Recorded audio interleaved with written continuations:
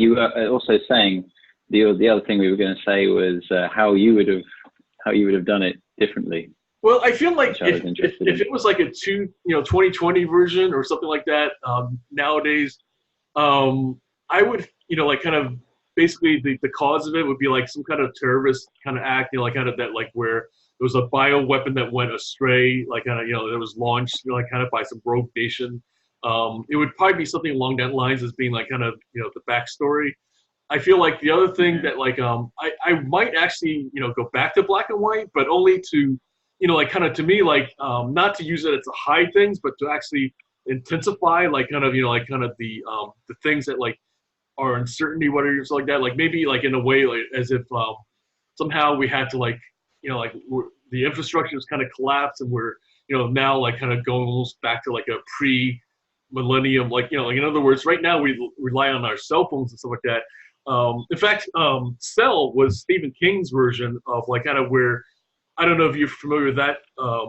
Basically, in that story, the phones were the things that triggered the apocalypse because the phones like had some kind of code that somebody like kind of created that created all the zombies and stuff like that. So I thought that was like an interesting twist that he did.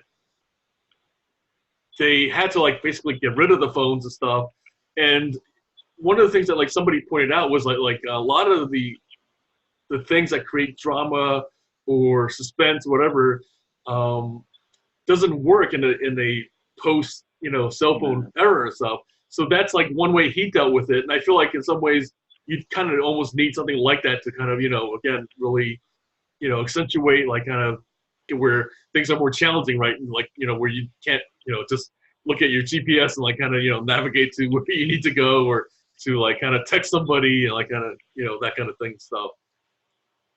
Yeah, no, I was just laughing at the Stephen King thing. It's obviously massive wish fulfillment on his part because cell phones would sort of like cause the apocalypse. Right. Which you need to get rid of all cell phones.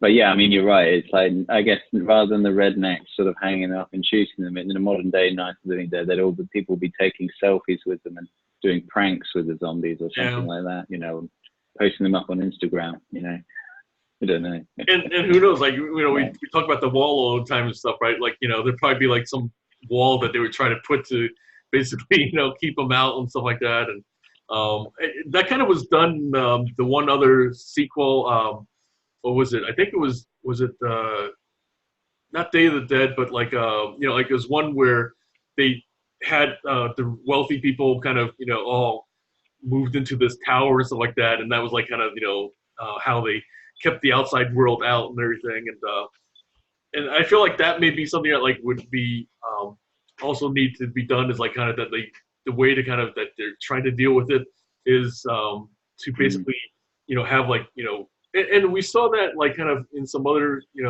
series or some kind of like Walking Dead whatever where they have like refugee camps and all that. So I feel like that actually World War Z kind of had that.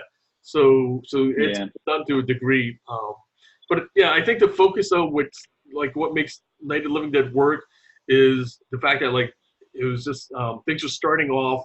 They kind of all kind of congregated in the house and stuff like that. That's like the essence of it, and that's something that like you have to kind of stay true to make it Night of the Living Dead and not some other story and stuff like that. I think one other kind of thing that like is possible now with in terms of medium, in terms of technology, is to have an interactive, whether it's like kind of virtual reality or like there actually is a game I guess that like kind of a somewhat open world, but I feel like kind of if you had a true game, you would have to make it where like you could be Barbara or Ben, and then you start off like kind of that's like kind of you going about your day, and all of a sudden all this kind of start the proverbial shit starts hitting the fan, and like kind of you kind of start like kind of end up like kind of being some ways driven towards like kind of this house and stuff like that. But meanwhile, like I think that would be kind of the trick, I guess, for a lot of these games. Like, okay, you have an open world, all these things can happen, but meanwhile, you're trying to drive the plot to kind of have certain things happen. Well, I should say if you've played Resident Evil in VR, I think it's like number 7. It's very similar to that. You are actually contained in a house, and it's very effective on your headset. It's like, yeah, I got me shaking a few times. It was pretty impressive, actually. Nice. So I highly recommend that to anyone Yeah. if you want the Night of the Living Dead experience. So, yeah.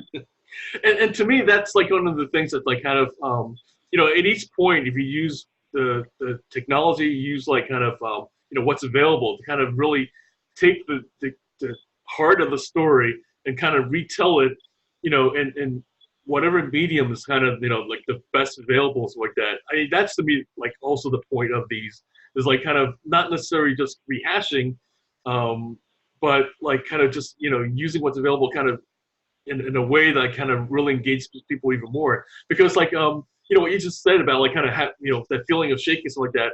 I realized like kind of a few years ago that like something was going on when like it was basically my brother, his wife, mother-in-law, and like just a bunch of us, like we were all gathered, and I think either my brother and I were the actual one playing the game, but everybody was watching, right? And so it was like kind of this thing where like that was more interesting than watching a movie, was the fact that like we were part of the story, like kind of, and I feel like that's the experience that people really go for nowadays.